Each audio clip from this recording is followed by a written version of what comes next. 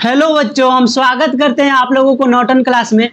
और आज बल तथा गति के नियम के दूसरे लेक्चर में है। और इस लेक्चर में हम लोग को जड़त्व के नियम और उसके प्रकार एवं न्यूटन के प्रथम नियम, द्वितीय नियम और तृतीय नियम के बारे में डिस्कस करेंगे। तो आइए बारीकी से देखते हैं। पहले हम लोग देखेंगे जड़त्व क्या होता है और जड़त्व के प्रकार क्या होता है। यहाँ पे जड़त्व का परिभाषा लिखा हुआ है कि किसी वस्तु में अपनी स्थिति, अवस्था तथा गति अवस्था में परिवर्तन का विरोध करने की गुण को जड़त्व कहते हैं। जैसे में मान लीजिए किसी बालक को उनके पापा बोले कि बेटा उस दुकान से कुछ सामान लेने के लिए मान लीजिए बोले, तो उस बालक को मन नहीं है कि वो दुकान में जाए और सामान लेकर आए। तो बालक क्या होते हैं, हठी होते हैं। उनको नहीं जाने का मन है तो आप कुछ भी कर लीजिए, वो नहीं जाएंगे। तो उसी भाषा को यहाँ पे लिखा हुआ है कि किसी वस्तु में अपनी स्थिति, अवस्था तथा गति अवस्था में परिवर्तन का विरोध करने के गुण को जड़त्व कहते हैं। यहाँ पे जड़त्व तीन प्रकार के होता है: विराम जड़त्व, गति जड़त्व एवं दिशा जड़त्व। तो ये तीनों को हम लोग उदाहरण से देखेंगे। मान लीजिए रस्सी है और इसमें एक छोटा सा पत्थर को बांधे हैं और इसको गोल गोल घुमा रहे हैं, राउंड।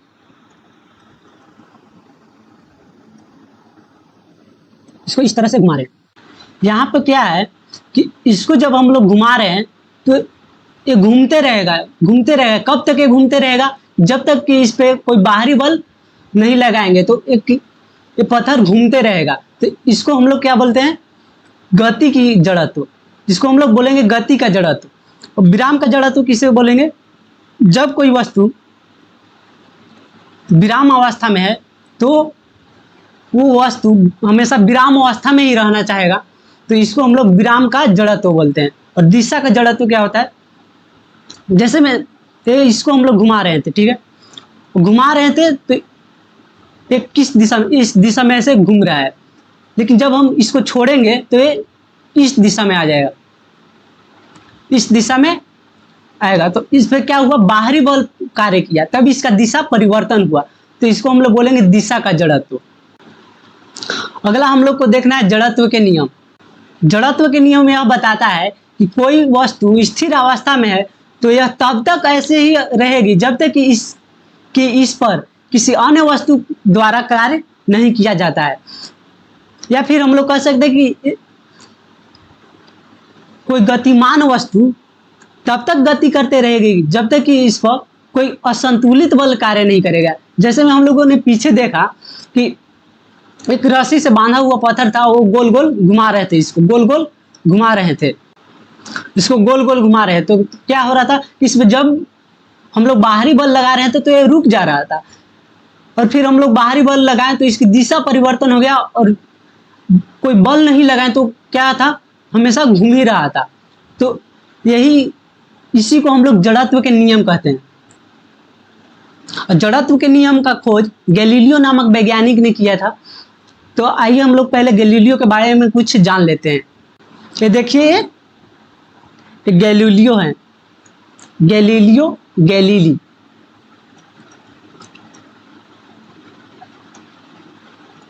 गैलीलियो गैलीली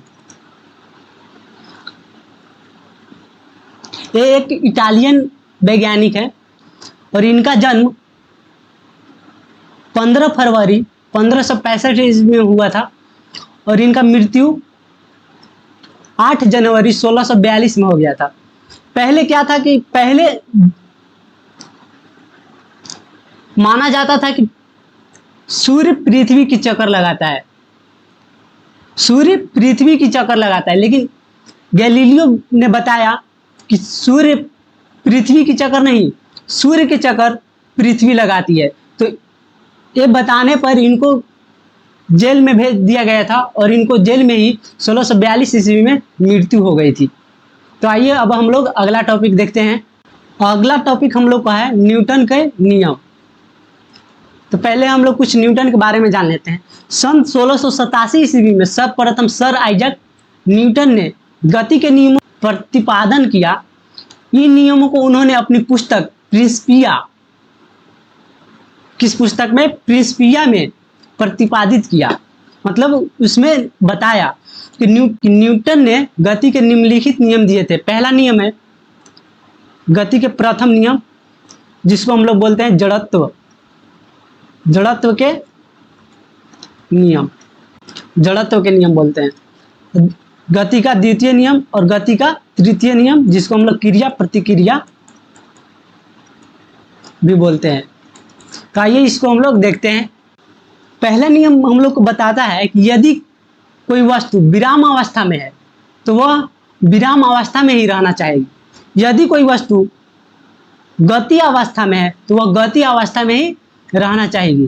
वो कब तक गति अवस्था में रहना चाहिए? जब तक कि उस पर कोई बल, बाह्य बल कार्य नहीं करेगा, वो गति में ही रहना चाहिए या फिर विराम में ही रहना चाहिए। जैसे उदाहरण में देखिए, बस के अचानक चलने पर यात्री का पीछे की ओर झुक जाना। यहाँ पे बस है और इसमें एक यात्री है, तो बस अचानक से आगे की ओर बढ़ रहा है। तो क्या होता है, जब बस आगे की ओर अचानक बढ़ा तो यात्री पीछे की ओर झुक गया। इसमें क्या होता है कि इसका जो पैर है, पैर क्या हुआ, इसके बस के फर्श के साथ साथ एक गतिशील ही था, लेकिन इसके ऊपरी भाग क्या था, विराम अवस्था में हो गया था, इसलिए ये पीछे की ओर झुक गया और इसका पैर आगे की ओर बस के साथ चला गया। और फिर है बस में अचानक ब्रेक लगाने पर यात्री आगे की ओर झुक जाता है। तो इसमें भी वही होता है कि एकाएक अगर ब्रेक लगाते हैं गाड़ी का तो व्यक्ति आगे की ओर झुक जाता है। तो इसमें क्या होता है कि ये जब फर्श पर, बस के फर्श पर वहां पे खड़ा था तो इसकी ऊपरी भाग बस के साथ गतिशील ही रह गया, लेकिन इसकी निचली भाग क्या हुआ, विराम अवस्था में आ गया, इसलिए आगे की ओर झुक गया। अब हम लोग देखते हैं न्यूटन के द्वितीय नियम क्या कहता है। न्यूटन के द्वितीय नियम के अनुसार किसी वस्तु पर आरोपित बल उस वस्तु के द्रव्यमान तथा बल की दिशा में उत्पन्न त्वरण के गुणनफल के बराबर होता है। जैसे देखिए यहाँ ये क्या कह रहा है कि किसी वस्तु पर आरोपित बल यानी F, किसी वस्तु पर आरोपित बल उस वस्तु के द्रव्यमान तथा बल की दिशा में उत्पन्न त्वरण, उसके गुणनफल को हम लोग बोलते हैं बल। तो यहाँ पे हम लोग थोड़ा समझ लेते हैं, या फिर हम लोग यहाँ पे कह सकते हैं कि किसी पिंड पर लगाया गया बल में संवेग परिवर्तन के दर के समानुपाती होता है, समानुपाती होता है। यहाँ पे बोल रहा है कि किसी पिंड पर लगाया गया बल में संवेग परिवर्तन के दर के समानुपाती होता है। यहाँ पे क्या बोल रहा था कि किसी पिंड पर लगाया गया बल यानी F क्या होता है, संवेग में परिवर्तन के समानुपाती होता है। तो यहाँ क्या होगा, F डायरेक्टली प्रोपोर्शनल संवेग में परिवर्तन यानी P के डायरेक्टली प्रोपोर्शनल होगा। P बराबर क्या होता है, यहाँ P बराबर होता है यहाँ mv, मास और वेग के गुणनफलों को संवेग कहते हैं। और यहाँ पे हम लोग जानते हैं कि A बराबर क्या होता है, वेग में परिवर्तन के दर को त्वरण कहते हैं। तो यहाँ पे F directly proportional to mv, और यहाँ हम लोग v की जगह पे क्या लिखेंगे, यहाँ परिवर्तन के दर है तो यहाँ नीचे t होगा। तो F डायरेक्टली प्रोपोर्शनल क्या हो जाएगा, ma। तो डायरेक्टली प्रोपोर्शनल का चिन्ह हटता है तो क्या होता है कोई नियतांक आता है, तो F बराबर K इंटू एम ए,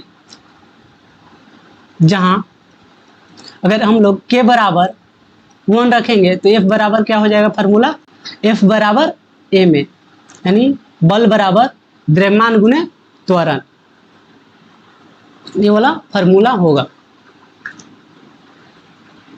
आइए अब अगला टॉपिक देखते हैं। यहाँ कि न्यूटन के तृतीय नियम है। तो न्यूटन के तृतीय नियम क्या बताता है, न्यूटन के तृतीय नियम यहाँ बता रहा है कि इस नियम के अनुसार प्रत्येक क्रिया के बराबर एवं विपरीत दिशा में प्रतिक्रिया होती है। जैसे यहाँ देखिए रॉकेट प्रक्षेपण या फिर बंदूक से गोली चलाने पर पीछे की ओर झटका लगना, किसी व्यक्ति के किनारे लगी नाव से कूदना, या फिर कुएं से पानी खींचते समय बाल्टी के अचानक कुएं में गिर जाने पर व्यक्ति को पीछे की ओर धक्का लगना। यहाँ पे हम लोग देखेंगे कि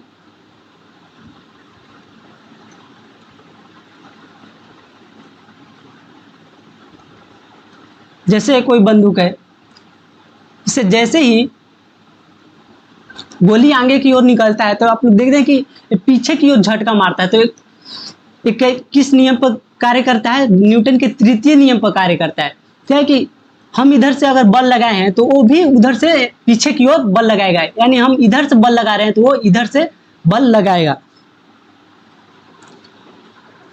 जैसे मान लीजिए कि ये कोई यहाँ पे एक वस्तु है, ठीक है, और हम इधर पे से इस वस्तु पर फोर्स लगा रहे हैं, बल लगा रहे हैं, और एक और वस्तु है यहाँ,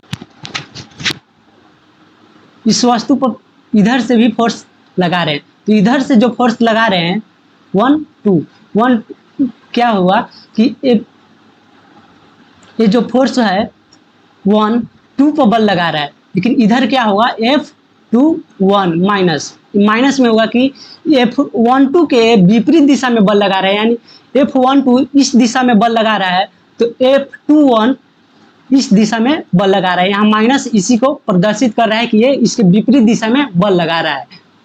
उसी प्रकार यहाँ बंदूक का भी हो रहा है कि आगे की ओर जब इसका गोली निकल रहा है तो गोली इसके पीछे की ओर भी बल लगा रहा है। यहाँ पे देखिए किसी व्यक्ति का किनारे लगी नाव से कूदना, जब वो नाव से कोई व्यक्ति आगे की ओर कूदता है तो इसके पैर से देखते हैं कि पीछे की ओर भी बल लगता है। पहले इस नाव इसको आगे की ओर बल लगाता है और इसके पैर पीछे की ओर बल लगाता है, यानी प्रत्येक बल की क्रिया की विपरीत प्रतिक्रिया में कार्य होता है। आइए अब हम लोग अगला टॉपिक देखते हैं। अगला टॉपिक हम लोग का है संवेग संरक्षण सिद्धांत। तो संवेग संरक्षण सिद्धांत क्या होता है, संवेग संरक्षण सिद्धांत के नियम के अनुसार दो वस्तुओं के संवेग का योग टकराने के पहले और टकराने के बाद बराबर रहता है, जबकि उन पर कोई असंतुलित बल कार्य न करे रहा हो। अतः दो वस्तुओं का कुल संवेग टकराने की प्रतिक्रिया में अपवर्तनीय या संरक्षित रहता है, उस हम लोग संवेग संरक्षण के सिद्धांत बोलते हैं। जैसे में मान लीजिए यहाँ पे दो पिंड है, जिसका नाम एक पिंड को A है और दूसरे पिंड का B है, और इसका द्रव्यमान m1 है और इसका द्रव्यमान m2 है, और ये किस वेग से चल रहा है, u1 वेग से चल रहा है और ये u2 वेग से चल रहा है। यहाँ पे बोल रहा है कि वस्तु के संवेग का योग टकराने के पहले और टकराने के बाद, यहाँ पे जब ये दोनों पिंड टकराते हैं A और B, टकराने पर भी इसका द्रव्यमान सेम ही रहेगा, m1 और m2 ही रहेगा। तो टकराता है जब ये, तो ये जो पिंड है A किस पे बल लगाएगा, B पर बल लगाएगा, तो यहाँ पे बल लगाएगा F12 और यहाँ पे बल लगाएगा F21। यहाँ पे न्यूटन के तृतीय गति नियम कार्य कर रहा है। देखिए यहाँ पे ये पिंड इस पर B पर जब फोर्स लगा रहा है तो F12 हो रहा है, F12 फोर्स लगा रहा है, और B भी A पिंड पर बल लगा रहा है, तो इधर क्या हो जाएगा, माइनस हो जाएगा। तो टकराने के बाद भी इसका संवेग संरक्षित रहता है तब हम लोग बोलते हैं कि संवेग संरक्षण का सिद्धांत है। तो टकराने के बाद फिर ये दोनों पिंड का द्रव्यमान तो सेम ही रहता है m1 और m2, लेकिन इसका वेग बदल जाता है, v1 और v2 हो जाता है। तो ये नियम क्या बोल रहा है कि टकराने से पहले, इसको टकराने से पहले m1 u1 और प्लस m2 u2 और टकराने के बाद का संवेग m1 v1 और प्लस m2 v2 दोनों बराबर रहता है। तो इसको हम लोग बोलते हैं संवेग संरक्षण का सिद्धांत। तो ये टॉपिक यहीं पे समाप्त होता है और हम लोग मिलेंगे अगले वीडियो के साथ। धन्यवाद।